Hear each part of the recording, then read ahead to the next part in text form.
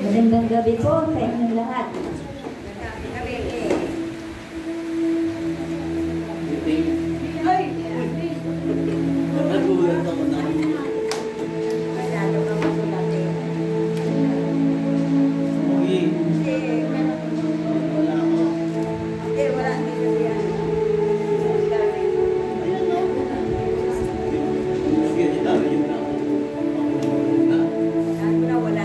Sige po, magsimula ng lahat at mag-umpisa na tayo sa ating program.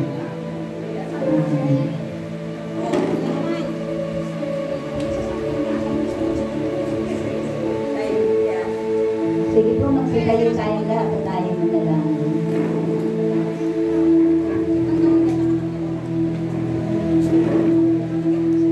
Panginoon namin Diyos, maraming salamat po sa mga ito. Muli po kami tinipon para mag-aral ng mga salita. Tunay nga po sa gabi nito, ikaw naman sa sambahin at pupurihin. Panginoon, wala po kami magagawa kung wala ka, Lord. Salamat sa araw-araw na nililin ng aming lakas upang malagpasan namin ang mga pagsubok namin nararanasan. Lord, Panginoon, salamat po sa kalakasan na binibigyan sa amin sa araw-araw, sa malawak na pag-iisip na sa mga pagsubok namin nararanasan, Panginoon. Salamat po dahil nandiyan ka po, Panginoon, na lagi nakabantay sa amin. Kaya hindi kami pinanghihinaan ng loob kahit anong mga pagsubok ang dumadating sa amin, Panginoon. Salamat po sa biyaya mo sa araw-araw, sa aming mga mahal sa buhay na ligtas sa lahat ng sa kanilang mga pagtatrabaho, Lord, sa kanilang paglakad, Lord. Iningatan mo po sila, Panginoon. Tunay nga po, Lord, na hindi mo kami pababayaan, Panginoon. Lagi ka pong asubaybay sa amin, Lord. Salamat po ulit sa gabi nito na nawa po sa aming mga maririnig ng mga salita mo, Lord. Ay tumimo sa aming mga puso isipan, Lord. Maraming po salamat. Ito po ang aking sa aming salamat sa pangalan ng anak na si Jesus. Amen.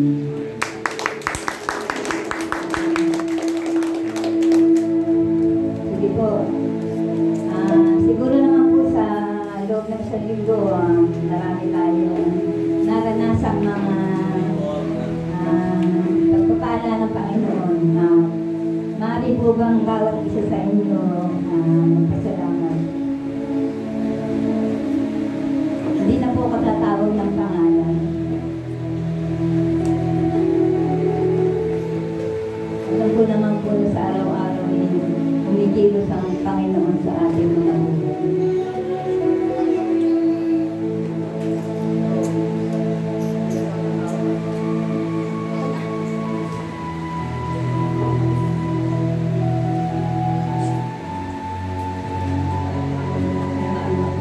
Ako naman nagpapasalamat ako sa Panginoon kasi isang araw, dinalaw ako ni Cheska.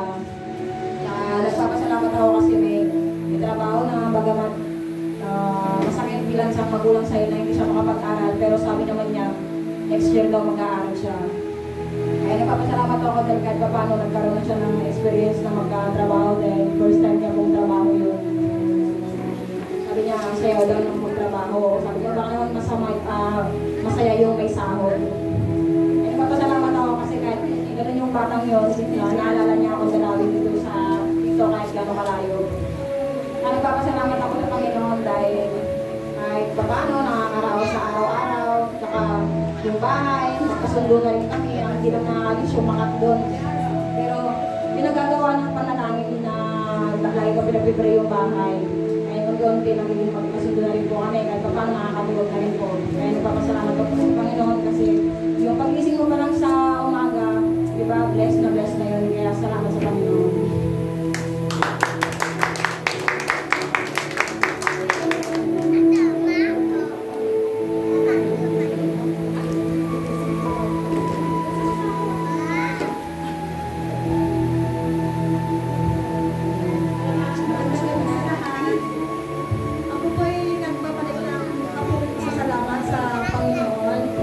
Kasi po sa araw-araw na binigay ng Diyos na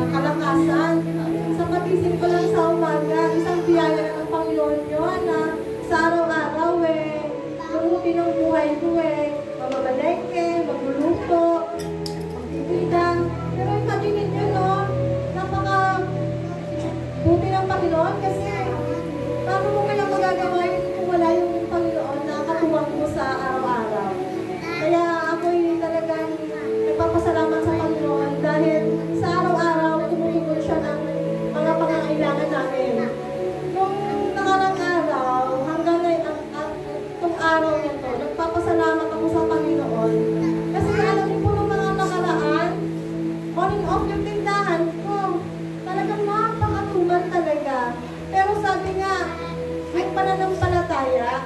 Kasi hindi ko alam kung paano kung mapagkasya yung pera na yung hawak ko. Pero that is good kasi kung mahina ang tindahan namin, may anak buhay naman yung mister ko. Kumbaga, hindi lang hinahayaan na yun lang yung pwede pagkakitaan. Kaya salamat din sa buhay ng mister ko na patuloy na ginagamit ni Lord na katuwang ko sa paghahanap buhay. Kaya sa kanila tayo kapulitan.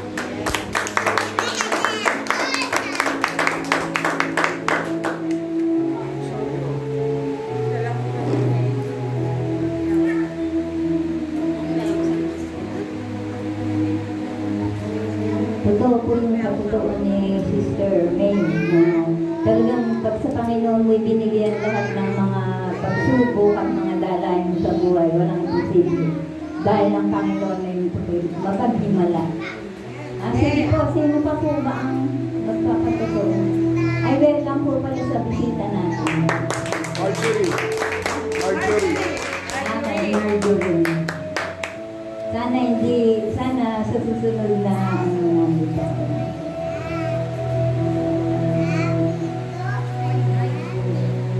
Amen.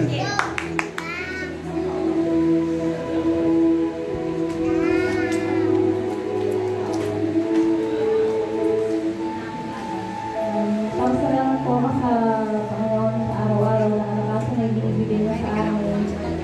Trabaho, kahit mahirap. Laban lang. Hanggang may bukas, may pag-asa.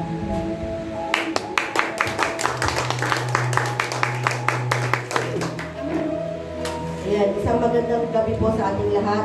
Ako po nagpapasalamat sa Panginoon sapagkat binibigyan niya po ako ng katatagan sa buhay na kahit marami tayong pagsubok sa buhay. Huwag po natin isipin na tayo yung napag-iiwanan na yung gano'n.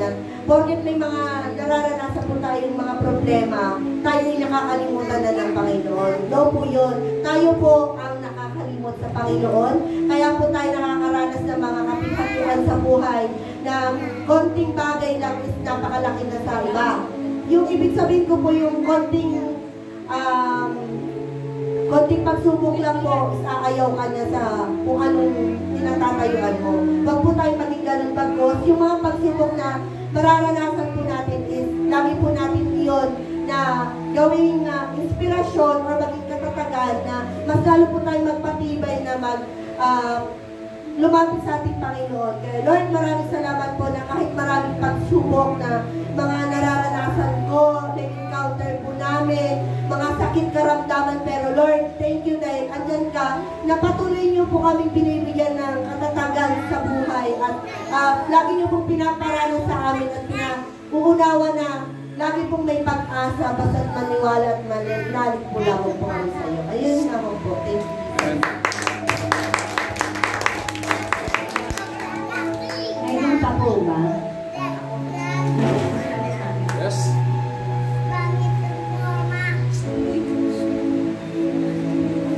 Alam na po sa inyo na ako'y nagpapasalamat kay Lord sa isang linggo na ano ko.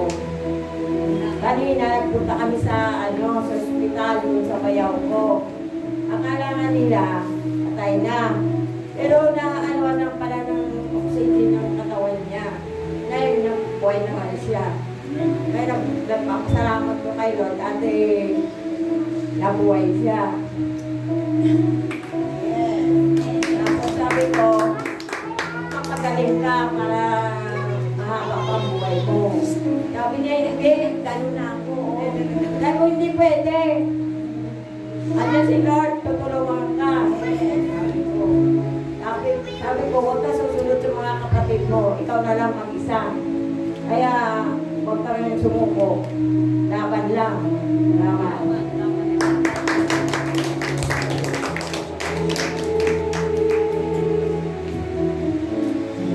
Meron pa po ba?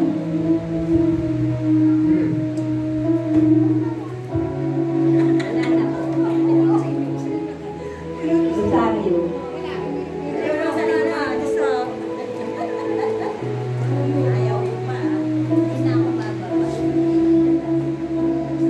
Magandang gabi po sa inyo lahat. Maraming salamat po kay Lord sa binibigay niya sa amin sa kalakasan. Wala po kami sakit. Salamat po sa lahat sa biyaya niya. Salamat po sa sa pinag-pray ko. Yung kasama ko, hindi ko siya pag-pray ko. Amen. Salamat na po. Salamat po sa akin. Sabi ko, salamat sa akin kay Lord. Salamat. Yun lang. Amen.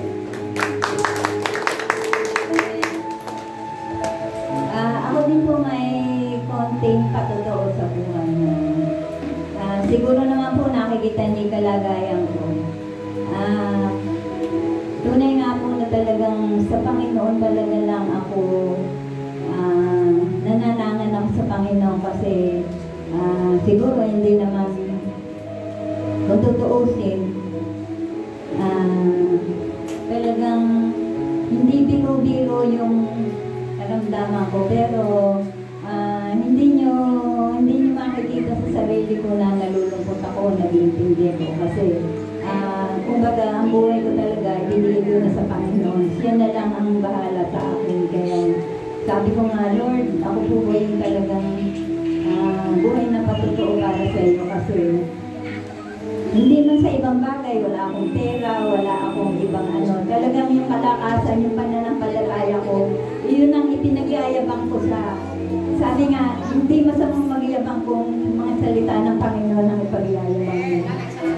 Kaya, salamat po na kahit ganito kalagayan ko, nakakapag-caregiver pa ako. Amen. Ayun, yun po ang kapangyarihan ng Panginoon na gusto kong ibahagi sa inyo na sabi nga po, kung ikaw ay naglilingkod sa Panginoon at marami ka pang pagsubok na dinaranas, talagang nasa Panginoon ka na. Kasi sa pagsubok po tayo lumalakas eh. Hindi pwedeng puro sarap kasi pag puro sarap ang ating nararanasan, hindi na natin maisip ang Panginoon. Kailangan talagang makaranas tayo ng mga pagsubok. O sige po, tatawagin ko na po yung mga mag-worship po sa atin na talaga namang magagandang mga nanay. At talaga po kahit ang malalaki natin ayos. Kahit konti lang tayo, maliit ang ating church, mayroon tayong mga nanay na mayroon mamalaki. Tinatawagan ko na po ang mga worship leader na talagang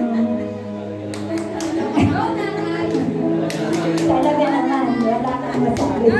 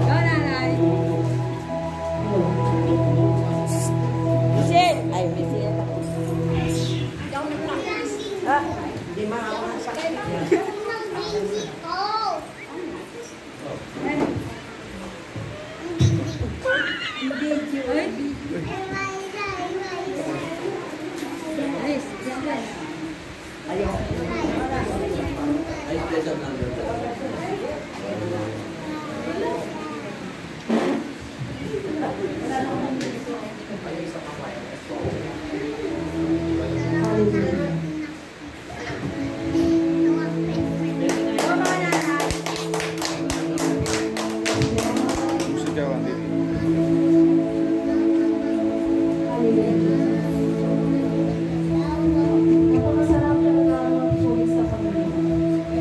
Ngunit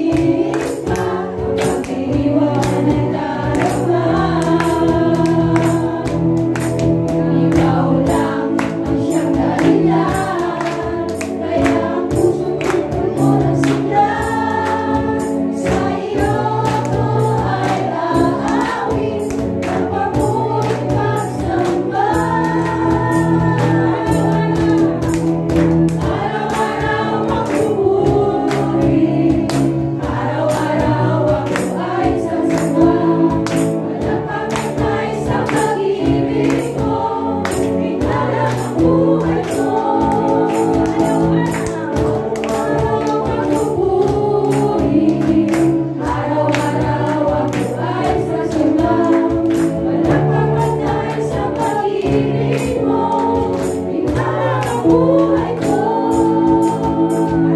Araw-araw ang pupuri, araw-araw ako ay sasamba. Walang pagkakay sa pag-ibig mo, ikaw na ang buhay ko. Araw-araw ang pupuri, araw-araw ako ay sasamba. Walang pagkakay sa pag-ibig mo,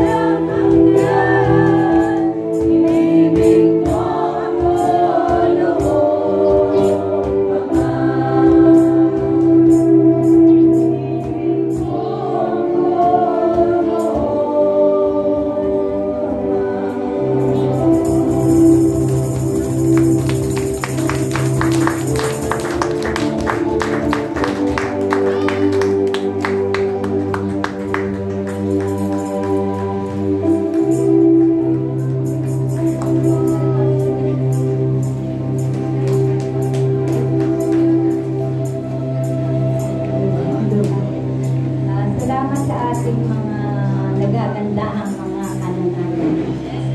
Tunay nga po na talagang ang pag-ibig ng Panginoon ay napakalaki ng pag-ibig sa atin na kahit hindi pa tayo nakakakilala sa Kanya, matagal na niya tayo umiibig.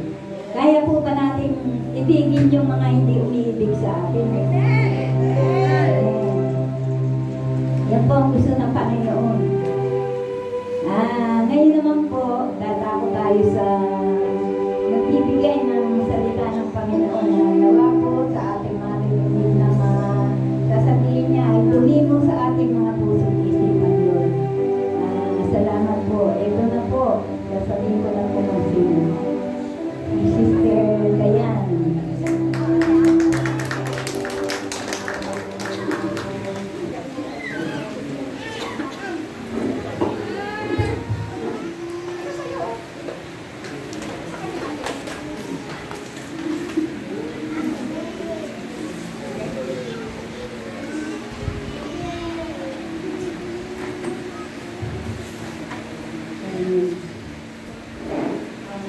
Bago po ako magsimula, pwede po ang manalangin ko lang.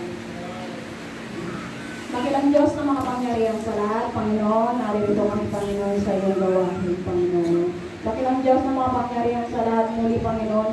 Tuwing na tayo ako dito, layo ko sinasabi, Panginoon, na itago mo ako, Panginoon, sa iyong likuran. Panginoon, ikaw ang maitaas at hindi ako. Ang salita mo, Panginoon, ang maitaas at hindi ako. Panginoon, bigyan mo ako ng karunungan upang may makayag ng maayos ang iyong salita lang ng Diyos na makapangyarihan sa lahat. Ito po ang dalangin ng Jesus Christ. Bakit ba rin tatayo dito nakakaba?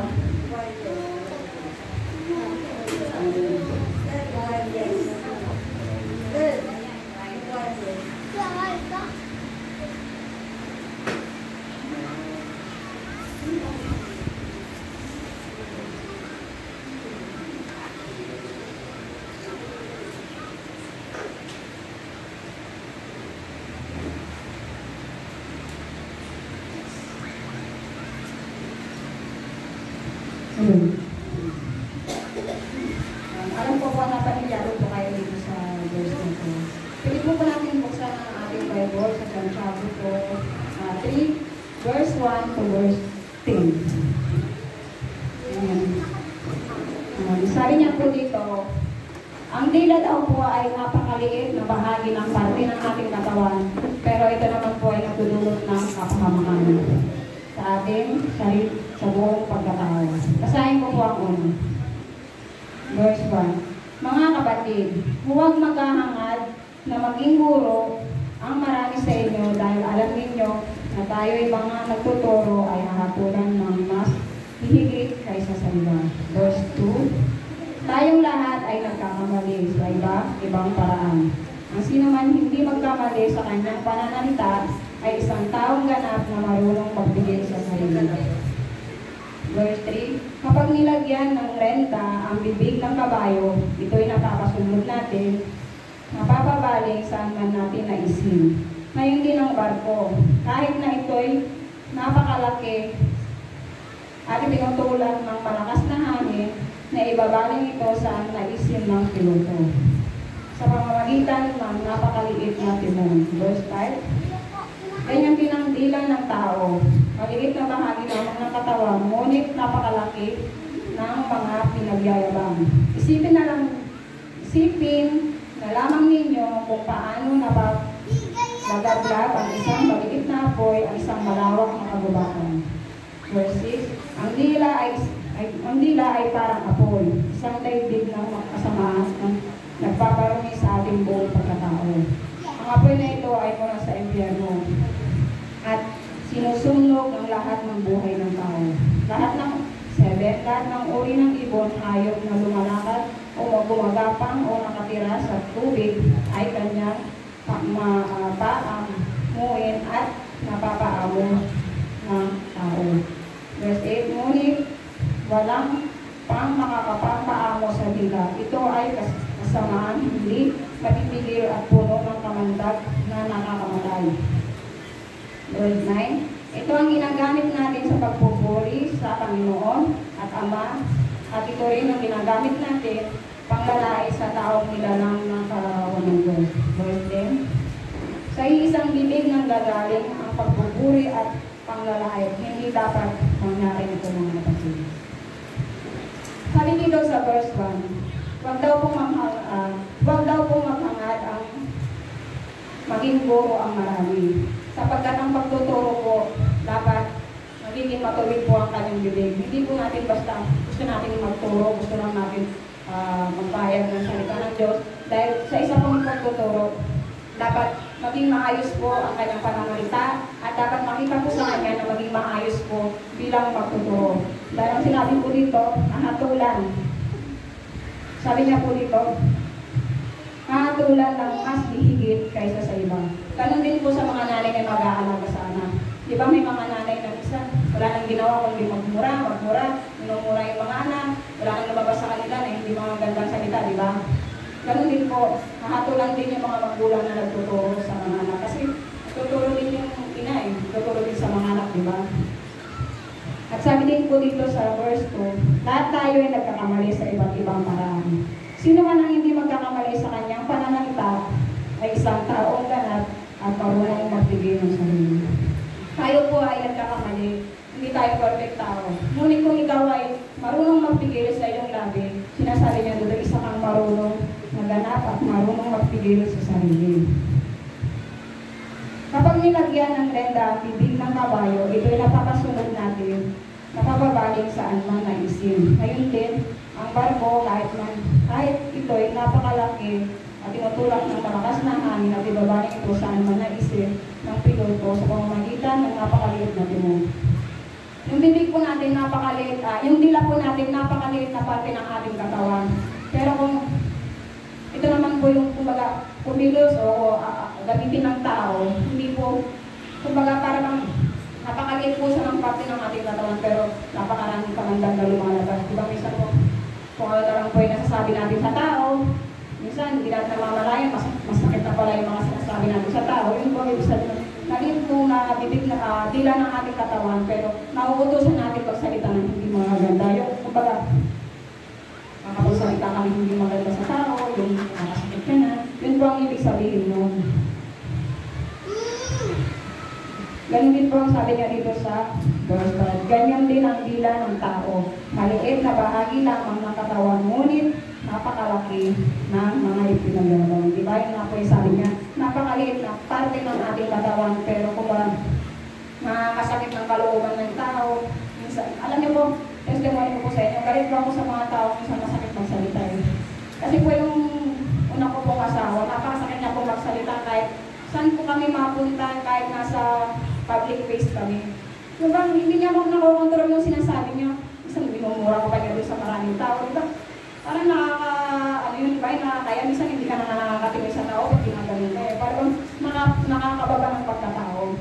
Yun po yung dahilan ko bakit nawala po yung amor ko sa kanya kasi laging ganun po yung ginagawa niya. Kaya galit ko sa mga tao na mawabagsik magsalita, yung hindi ko nila iniisip yung mga sinasabi nila. Ako nga po, siguro kung hindi ako naging Christian o kaya hindi wala ako sa Panginoon. Siguro hanggang ngayon yung bibig ko kung ano lumalabas. Mga kamandag na hindi marunok-lunok ng tao, siguro hanggang ngayon talaga ako pa rin. Marami po akong naririnig dyan, minsan ba't kayo may mga tao minsan na magsasalita na lang, hindi pa nila aalisin yung talagang mumura, kaya magsasalita sila, lagi may kasamang mura. Ano po ba't kaya ganun sila? Hindi nila naiisip yung mga sinasabi, hindi pa nila alam na ang pangit-pangit pakinggan, di ba? Ganun din po yung una kong kinakasama. Minsan, kasabihan ka pa niya ng walang kwenta, wala kang naitulong, wala kang mag... Doon po yung dahilan ko bakit nawala po yung, kumbaga, nawala po yung ano ko sa kanya. Siyempre, ikaw ba naman sabihan ganun, di ba? Kaya, kung maaari po ay pigilin natin ang ating bigas sa pagsasalita, pigilin po natin na hindi tayo makasakit ng damdamin ng tao kasi yung pong pagsasalita natin, hindi natin namamalayan, malay natin, nakakapagsalita na tayo sa tao na yung tao palang nausap natin ibalat sibuyas, o kaya maramdamin. Di ba? Mamaya hindi na natin alam, nagpakamatay na pala dahil ang sinabi natin. Di ba? Kaya hanggat maaari po, iwasan natin ang ating bigla na mapagsalita ng hindi maganda. Kasi katulad po siya ng isang maliit lang na apoy na kapag sinundihan mo, biglang lumalaki. Katulad po na chinismis mo sa isang marites, tapos napunta sa isang marites, napunta sa maraming marites, hanggang sa naging iba na yung mga kwento, di ba? Yun po yung nagagawa ng diva, kaya dapat iwasan po natin na hanggang maaari, tigilin natin na makapagsalita tayo ng hindi maganda. Isipin natin kung ano rin po yung lalabas sa atin, hindi pa po tayo magsalita. Kasi talaga po, hindi po maganda na magsalita tayo bilang Christian, dapat makita sa atin yung mga lumalabas sa bibig natin na mga ganda.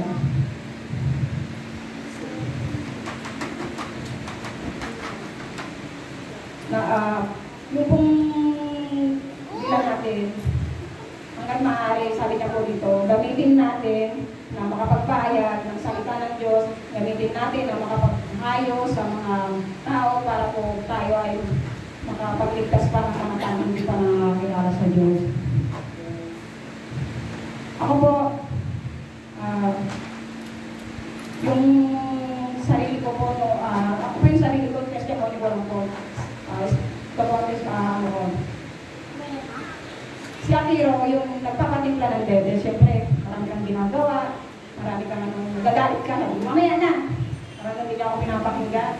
Parang pinagpipilitan niya na magpatimpla ng dede, imusulta mo na siya.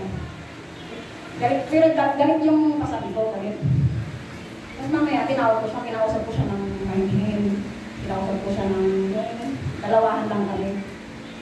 Naintindihan niya yung salita ko. Yung ano po ba, yung opo mama. Ito may siya, ibig sabihin, yung nila natin, may kapangyarihan na hindi makapagpaamo ng tao, pero may kapangyarihan din na makapatay ng tao. Ibig sabihin, makasama ng damdamin ng ibang tao. Kaya po hanggang maaari, yung hila po natin, iwasan natin. Lalo na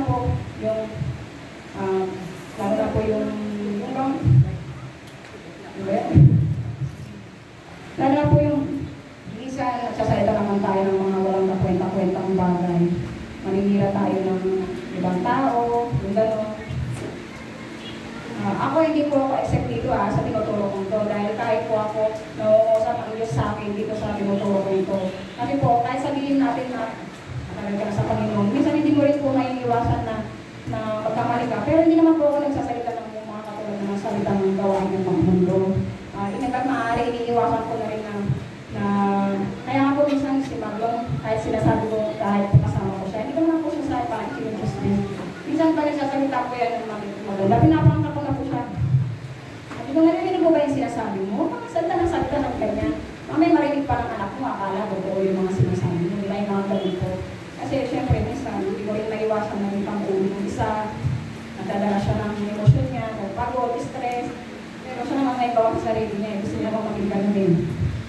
Hindi naman sinabi lang ng Diyos na magpakapagod ka para mabuhay ka. Di ba? Kung nagtitiwala naman tayo sa Panginoon, dapat ayan natin na siyang kumilos, pero kung ikilos ka rin, ibig sabihin, nagtitiwala tayo sa Panginoon, huwag naman yung masyadong susig mo naman yung katawan mo sa trabaho. Kaya po hinahayaan ko po siya ngayon, kasi hindi ko siya pinipilit na pumunta ng church, hindi ko po siya pinipilit na gumawin ito. Hinahayaan ko lang po siya kasi parang feeling niya po yung bang, alam niyo po yun, yung parang gusto niya atang yung mga agad. Pero diba, kapag ikaw nasa Panginoon, huwag mo masyadong alalahanin yung mga bagay-bagay kasi kapag kaloob ng Diyos na ipagkaloob yung mga bagay na yun, ibibigay niya sa iyo, diba? Kaya, darating yung panahon, siguro hindi pa panahon yung mga bagay na yun, hindi niya pa ako po naiintindihan, pero hindi po ako nagsasalita sa kanya ng hindi magaganda. Hanggang maaari po, yung tila ko po, iniingatan ko rin kasi alam ko po yung pakiramdam na nasasaktan. Yung po kasi yung naging dahilan ko bakit maghiwalay kami ng isa kasi talagang hindi ko po makapariwala yung bibig niya yun. Kahit sa harapan ng mga anak niya, kumakain kami, nagsasalita siya ng maganda. Yun po yung dahil ko ba? Kami. Kaya pinapaliwanag ko naman po sa mga bata kung bakit wala kami. Kaya sinasabi ko po sa kanila kasi yun po yung naging, namili sila ng mga kasama nila. Hindi po sabihin mo, guwapo, mamili ka ng may takot sa Diyos, diba? Kasi pag may takot sa Diyos, madadala ka niya Madadala ka niya sa Panginoon. Ibig sabihin, hindi kanya kayang saktan, hindi niya kayang magsalita ng anumang bagay na ikakasakit ng damdamin mo. Kaya, yun po yung inano ko po na kung maaari, ingatan po natin ang ating dila sa pagsasalita ng hindi maganda. At ingatan po natin na huwag tayo basta-basta magsalita kasi kasi katulad po magde-declare ka ng mamatay ka na sana, yung mga tingin gano'n. Huwag po natin gamitin sa gano'n. Alam niyo po yung kwento ng yung namatay pong sikat na nag-TikTok, yung sumasayaw, yung naputulan ng braso. May pangalan na. Okay. Ang kwento po na sa magpakailanman, mahilig ko makipagsuntukan yung tata na yun. Sabi sa kanya ng nanay niya, maputulan ka sana ng isang braso para tumigil ka sa kakapag-away mo. Eh di ba nangyari nga yun? Naputulan ko talaga siya ng isang braso nung lumaki siya. Hindi pa yun. Talagang namatay pa po yung tata yun. Yun pang ibig ko sabihin, na hanggat maaari, ingatan po natin ang ating dila sa pagsasalita ng hindi maganda. Kasi po talagang makapangyarihan yung dila na yan. Kahit na napakaliit na parte ng ating katawan, ang dila po natin ay makapangyarihan. Ang dila natin ay gamitin natin sa yung ikaka-bless natin. O kaya sabihin natin, yumaman ako balang araw. O kaya magkapera ako ngayong araw na ito. Diba? Mas maganda yun. Kaya gamitin natin sa hindi magandang salita. Meron pa po akong isang testimony yung tainanti ng mister ko nung si Macron. Meron siyang girlfriend. Eh parang niluloko niya, parang pinaglalaroan niya. Nagkakalit yung babae, sabi niya gano'n. Madisgrasya sana kayo. Nangyari po yun, kasama pa naman si Marlon. Naalala ko yung sinabi ng babae ngayon, sabi ko, bilang mong ginawa mo, nagsalita ka. Salamat ka, hindi sila madisgrasya talaga. Pero yung nangyari po talaga, nadisgrasya po talaga sila as in natanggal yung bulok sa unahan. Si Marlon kasi marunong lang po siyang gumawa ng paraan kapag nararamdaman niya na yung sasakyan na mayroon ng nangyayari. Kaya alam niya po kung gaano gawa ng paraan. Kaya kahit ilang beses na silang nadidisgrasya na nakatanggal ang bulok, nadidisgrasya sa mga asawa ng Diyos, iniingatan pa naman siya, siguro hindi niya mapanahon. Diba? Yun po yung ibig ko sabihin na hanggat maaari yung ating dila, kung natin gamitin sa hindi magagandang pananalita, lalo na kapag mga kausap natin tao, ay hindi po kasing tibay natin. Amen? Gamitin po natin sa ikakabuti ng ating kapwa, lalo-lalo na po sa kapwa natin mananampalataya na hindi pa ganun kalalim sa Panginoon. Amen? Kasi po, siguro, yung mga iba matitibay na sa Panginoon na kahit anong makita dyan, hindi masasaktan o kahit anong marinig dyan, hindi masasaktan. Pero hindi po lahat tayo ganun. Amen. Meron po akong babasahin sa inyo na tatlong talata na iiwan sa inyo. Pwede po natin itong isabuhay. Ganun din po naman sa itong taksang pinag-aaralan natin po. Pero meron din po akong babasahin sa inyo tatlong verse na mag-iiwan sa atin ng ipabubuhay natin sa araw-araw. Katulad po ng sinabi nga dito sa mga Taga-Efeso, verse 4:29. Huwag kayong gumamit ng masasamang salita, kundi iyon magpapalakas at angkop sa pagkakataon upang mapagdulot ng mabuti sa mga nakakarinig. Sabi niya rin po dito sa pangalawa. Sa mga taga-Kolosas 3, verse 8-9. Ngunit, ngayon itakwil na ninyo ang lahat ng galit, puot at sama ng loob. Iwasan ninyo ang manglait at malalaswang pananalita. Huwag kayong magsisinungaling sa isa't isa, huwag kayong magsisinungaling sa isa't isa. Sapagkat alisin na ninyo ang dati niyong pagkatao, pati na ang mga gawa nito. At ito rin po sa Matthew, ang naglalabas sa bibig ng tao ay hindi ang pumapasok ang siyang nagpaparami sa kanyang paningin ng Diyos. Kundi yung mga kinakain natin, yung mga kinakain natin, nilalabas ko natin. Ang mga lumalabas po at nagpaparami sa ating pagkatao, yun po lumalabas sa ating bibig. Kasi po, yun daw po yun ang gagaling sa ating puso. Kaya hanggat maaari, iwasan po natin na makapagsalita sa ating kapwa ng ikakasakit ng damdamin nila. At ingatan po natin ang ating dila na tayong magmarites kung maaari. Kung magmamarites man tayo, yung salita naman ng Diyos, yung ginawa ng kabutihan ng Diyos sa ating buhay, iwasan na natin magmarites kasi doon po tayo minsan, di ba, hindi natin naiwasan magmarites. Kung magmamarites po tayo, marites natin yung blessing ng ating mga kasama sa church o kaya yung mga ating natatamong ang galing sa Panginoon. Yun lang po, maraming salamat.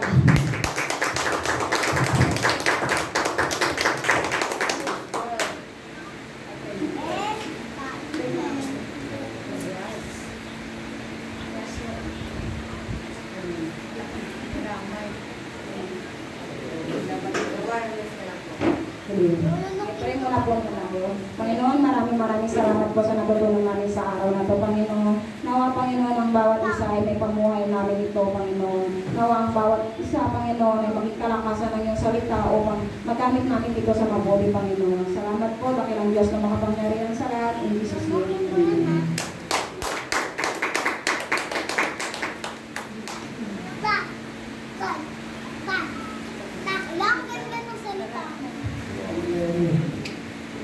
Salamat po sa mga salita ng Panginoon na ating narinig. Nawa po, naunawaan natin kung ano yung pinaliwanag ng ating speaker. Totoo nga po na sa ating mga naglilingkod sa Panginoon, nalalaman naman natin kung yung mga ano yung negative o positive.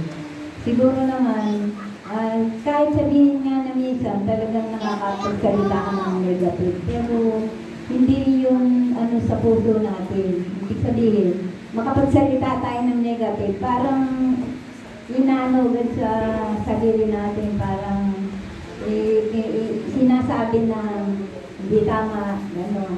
Kumbaga kasi may tanim na tayo ng mga salita ng Panginoon sa atin, kaya tama nga yung salita na maliit man na bagay, pero maraming nagagawa. Kaya hanggat maaari sa ating mga naglilingkod, maging positive na tayong lahat. Ngayon naman po, mananalangin po tayo. Pwede po ba na una, ipanalangin natin yung ating mga sarili na maging malago pa tayo sa Panginoon, ating pamilya na madala natin sa bahay-sambahan para makakilala sila sa Panginoon. At saka kung ano po yung gusto natin ipanalangin, na alam naman na po natin yun, na alam natin na tuwing midweek kung ano yung pinanalangin natin. Kaya kayo na lang po ang bahalang kung ano yung gusto nyong ipanalangin. Kung sino o kung ano, maaari po bang hihilingin ko lang po na hindi tayo maghahawak ng kamay kasi minsan po pag magkahawak at bumalaw yung kamay, maano ka.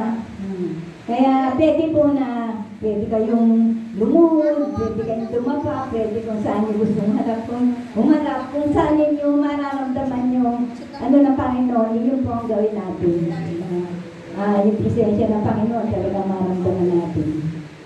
Sige po, manalangin po tayo.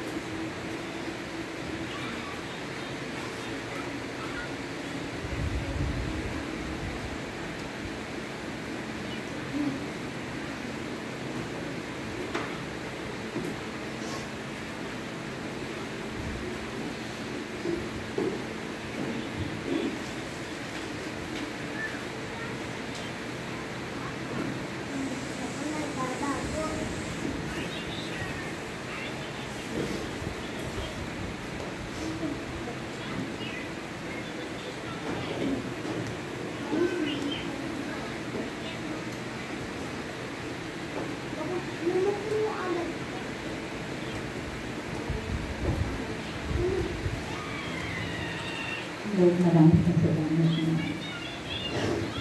Bawat isa sa mga anak mo, alam mo, Panginoon, aming mga pangailangan, Lord. Mga po, Panginoon, lahat ng nalibingan ni Lord, walang pagkakaloon ng dahil. Alam po namin na hindi ba ka natin. Iniisip pa lang namin, Lord, walang mga pagkakayan. Nagpapasalamat po kami na sa bawat pinalangin nila, Lord, walang kupunan. Ang narinig yung hanggang karangan. Maraming salamat, Panginoon. Sa mga ganito pagkakataon na pakikita na pararamdam namin sa iyo ng aming mga nasa sa loob, Panginoon. Ikaw nga lang talaga, Panginoon, ng aming itinataas.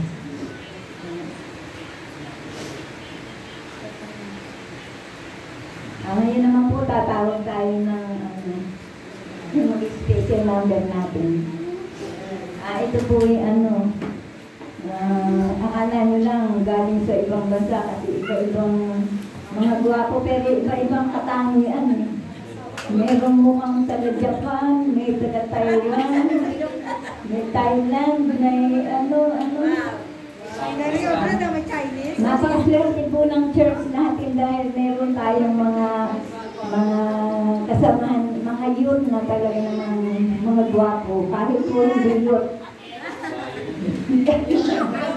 Kaya ipakikilala ko po sa inyo ang ating mga special number na talaga namang kahit malabo makakahanga sa kanila. Jaywalkers.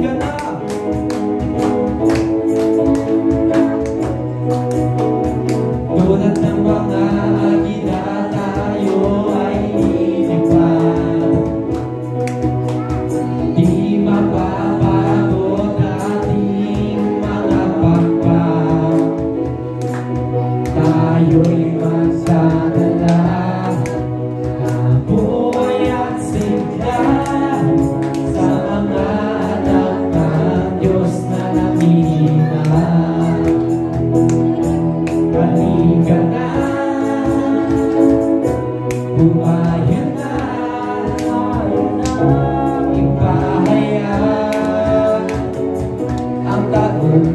niya.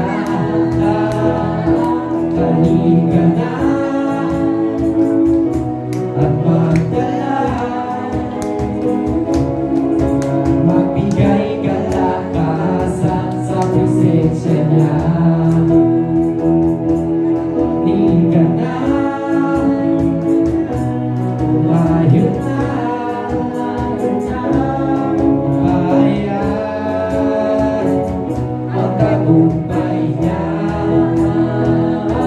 Halika na,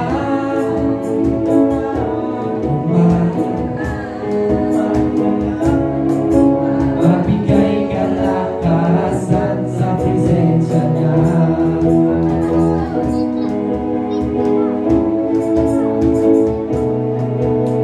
Ito ang panahon, di na uso ang mag-backslide. Ito ang panahon na pagbabalik doon sa Kanya.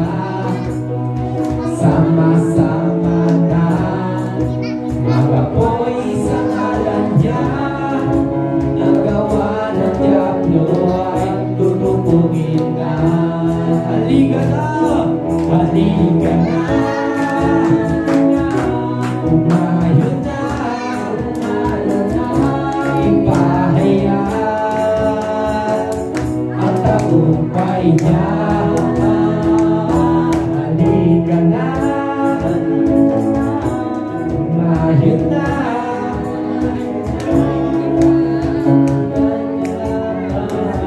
sa presensya niya.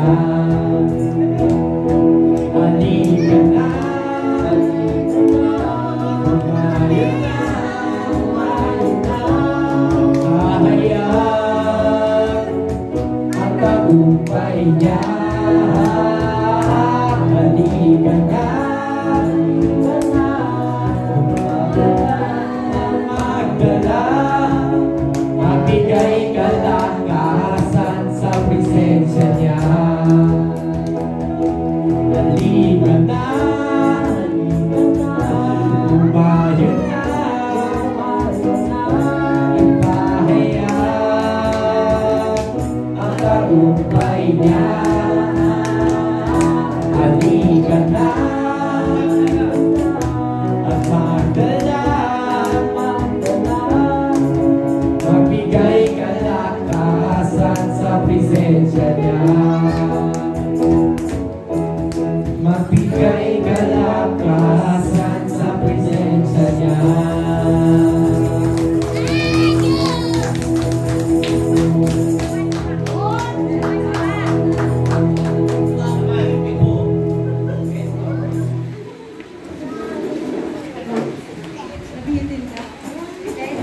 Salamat sa mga gwapong daywalkers. Korean.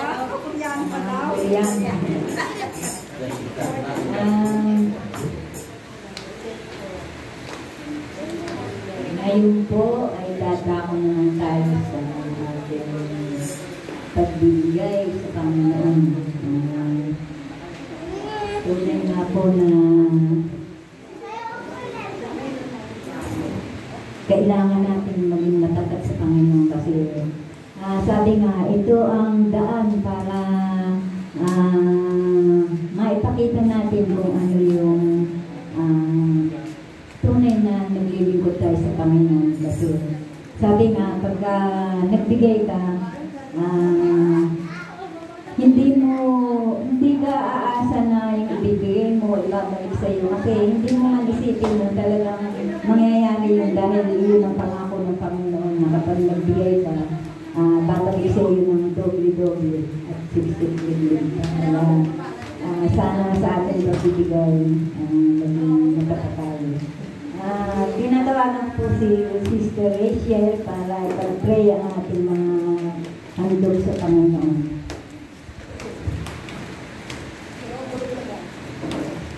Amen. Tayo po ay magkaloob na po sa gabing ito. At tayo po ay pagkatapos po ay ilehas po natin ating mga kamay upang atin po ipag-pray yung mga pinagkaloob po natin na ikapo sa gabing ito. Amen. Sabi nga po, Sabi ng Panginoon, kung ikay magbibigay yung bukal sa puso at hindi napipilitan, sapagkat sabi ng Panginoon, ibabalik po niya yan ng siksik, liglig at umaapaw na pagpapala na nagmumula sa kanya ang ipagkakaloob niya. Kung ano yung tinanim, yun din po ang inyong aanihin. Kaya, amen. Tapos na po ba ang lahat? Amen. Tayo pa ay mag-lay hands ng ating mga kamay at ipag-pray po natin.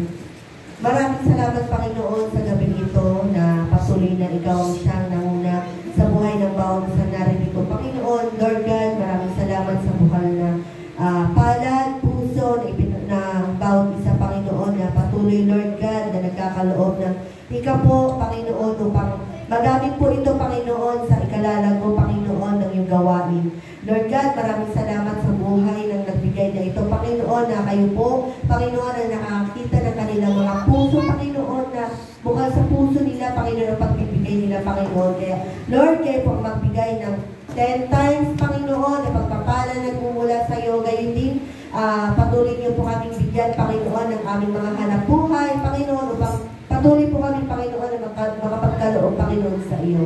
Lord God, kayo po ang siyang manguna sa bawat isa sa amin at patuloy niyo po pagpalain ng bawat isa. In Jesus' name I pray. Salamat, Panginoon. Amen.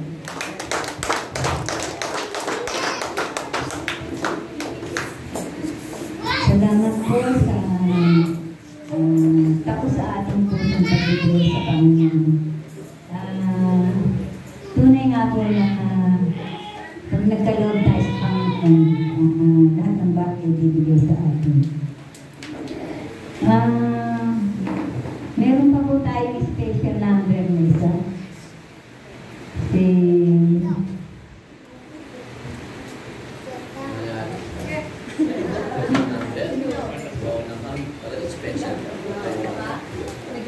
Sige, sa susunod na lang daw po. Ito na po, ibibigay ko na po si Pastor Cesar sa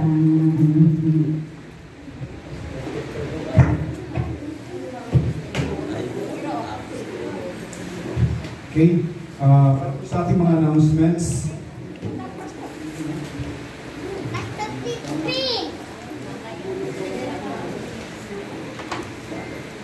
Okay, ang ating pong mga announcements para panggan niyo pong mabuti, no? Ang ating pong anniversary ay sa darating na November 26, 9 a.m. November 26, 9 a.m. Ang ating pong ito po ay panghuling linggo ba? O panghuling linggo ng November. Anniversary po natin, 13th anniversary. So, ayusin yung page schedule nyo. Dapat kompleto po tayo dito. And pag-usapan po ng council yung mga bawat t-shirt, kung magkakaroon tayo ng magpapagawa po tayo ng t-shirt, bawat department. And yung tema, tapos ano pa ba yung mga bawat department magkakaroon po ng special number. Dapat medyo mas higitan po natin last year, no? Bawat department po, pag-usapan nyo na po, dapat pagpaplanuhan nyo na po para maganda po yung kalabasan ng ating pong mga presentation. Alam po yung mga yun, may hirap na kayo.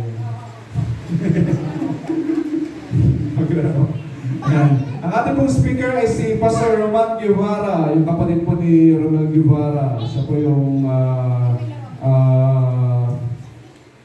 kapatid ni Romel Guevara, yung nag-compose po ng Mahal na Mahal Kita Panginoon. Napakabuti mo. So yun, ang ating pong speaker ay si Pastor Roman Guevara. And then, ang ating pong sa ating pong medical mission, magkakaroon po tayo ng get-together. Lahat po na na-involve, lahat po ng naging part ng medical mission ay, alam niyo na po kung sino kayo. May mga, may mga picture na mapapalam mga nag-involve sa medical mission. Ayan, magkakaroon po tayo ng get-together po, para po sa, pasalamat po sa para sa success po, tagumpay ng ating medical mission, and siguro i-announce na po natin kung saan at kung kailan po natin gaganapin yun, no? Ang ating pong matagumpay na medical mission dahil for 3 days po ay natapos po natin ang ating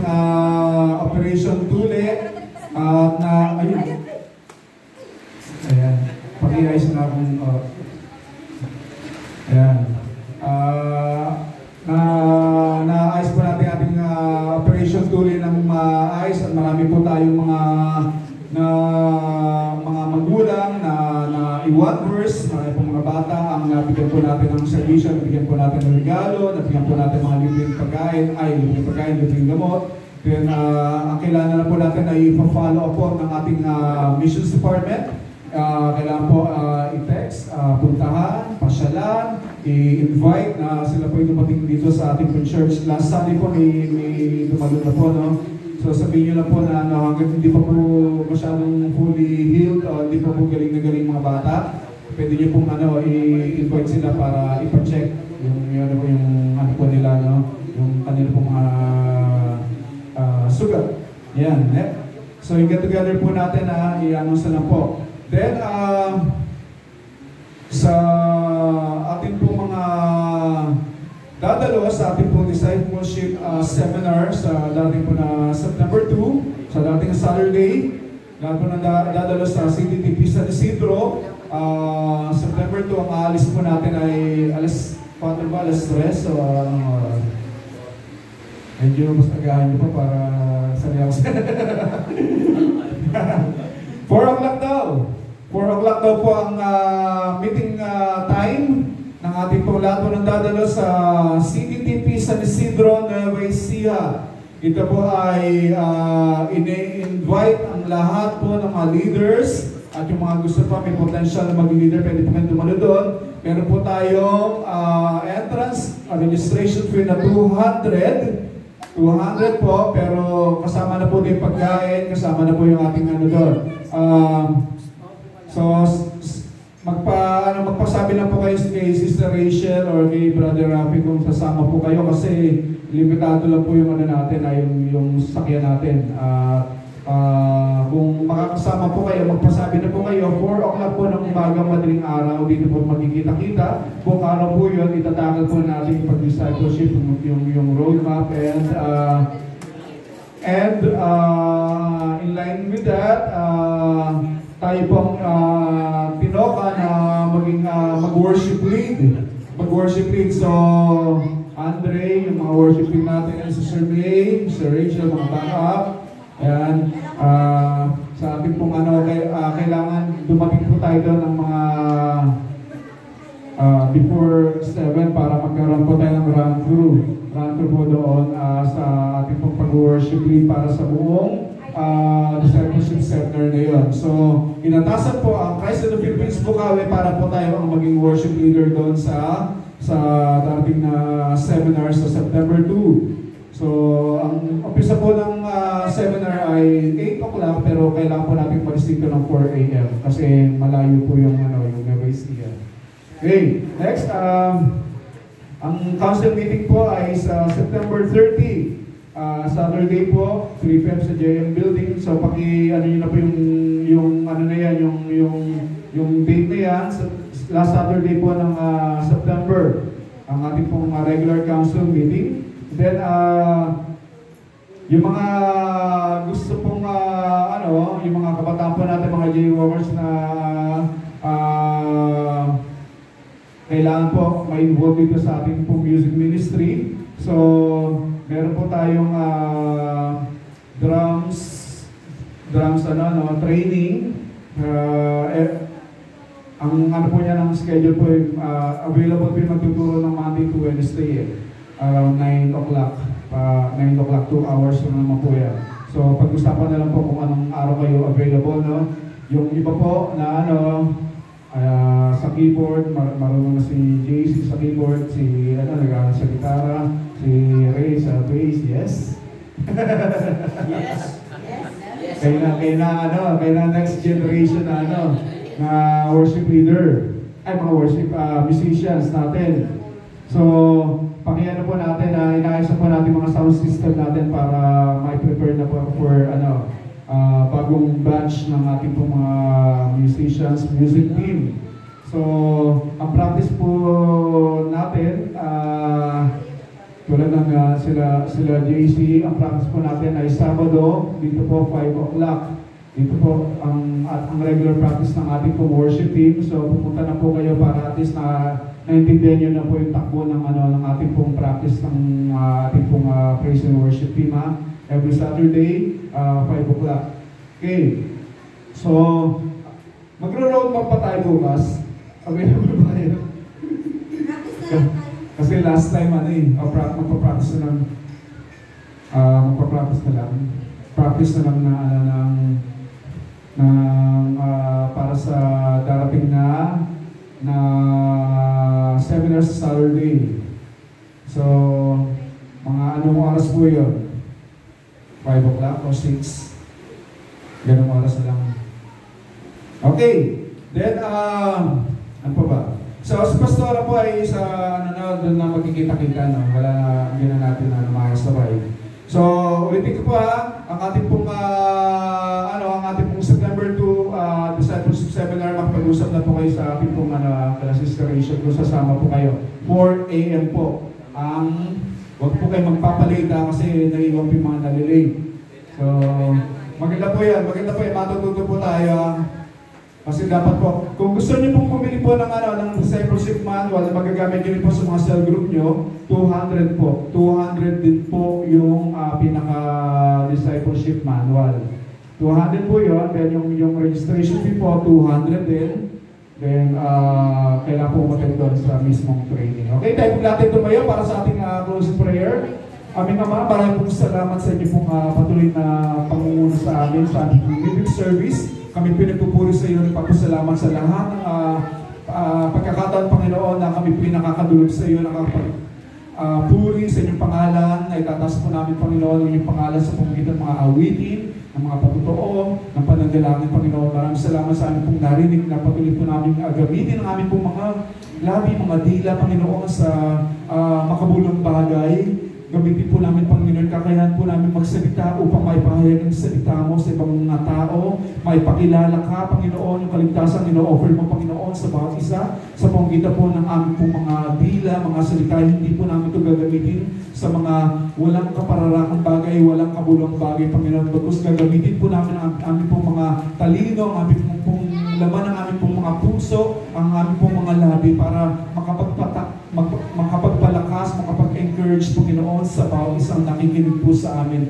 No, Panginoon, ang aming pong mga salita ay patuloy na gamitin mo ng sagaya, Panginoon. Marami pa po ang mailapit namin sa iyo, Panginoon. At patuloy na mapalakas ang kanila pong mga pagdalaan ng problema, mga pagdadaanan po nila pagsubok sa buhay, Panginoon, sa pamamagitan po ng aming pag-usap sa kanila ay maramdaman po nila, Panginoon, yung pagmamahal mo sa kanila. Tulungan po kong bawat isa, patawarin po kami, Panginoon. Kung minsan nagagamit po namin ang aming pong mga labi sa mga hindi tama, Panginoon, paraan. Patawarin niyo po kami, Panginoon, at nawa mula ngayon po, Panginoon, mabitbit po namin yung aral ito na sa aming pong paglabas sa iglesyang ito ay patuloy na pong lahat ang mamumutaw ito, Panginoon, sa aming pong mga bibig, Panginoon, ay pawang para sa iyong kapurihan. Tinataas po namin, Panginoon, ang iyong pangalan, Panginoon, at pagkalain niyo po ang aming pong pagsasalusaluan, kayo pong magpala, Panginoon, sa mga taong ibigay. Patuloy po silang bigyan ng mga blessings, Panginoon. I-bless niyo po, Panginoon, ng buhay, ang kanilang pong negosyo, Panginoon. At Panginoon, gamitin niyo po ang pagkain ito para sa aming kalakasan, Panginoon. Ito pong aming dalangin, Panginoon, sa matamis sa pangalan ni Jesus. Amen. Okay. Welcome po kay Sister Marjorie. Pwede po bang i-greet po natin siya? I-welcome po natin ang ating pong bisita. Ayan. Welcome po sa Christ in the Philippines po. Ikitihan po natin siya. Kamayan. At para naman po niya yung ating pong mainit na pagtanggap sa kanya. Okay. Nawa, next time ay makasama ko po namin. God bless.